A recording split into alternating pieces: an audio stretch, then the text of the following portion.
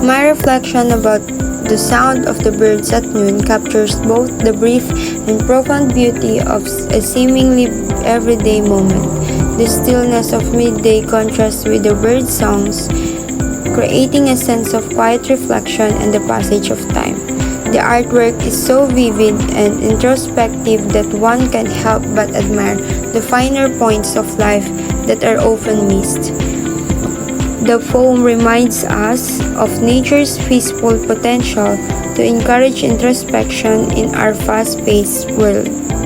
My analysis about the sound of the birds at noon is a thoughtful examination of time, nature, and human perception.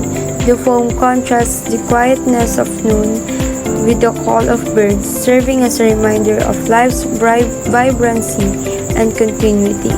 Dahlia questions traditional poetic concepts of dawn and dusk, uncovering meaning and beauty in otherwise neglected parts of the day.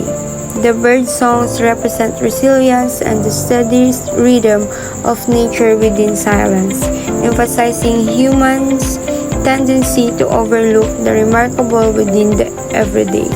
The poem is a peaceful meditation on life, time, and the relationship between humans and nature, reminding us that the beauty and purpose may be found not only in transforming moments but also in the quiet consistency of everyday existence.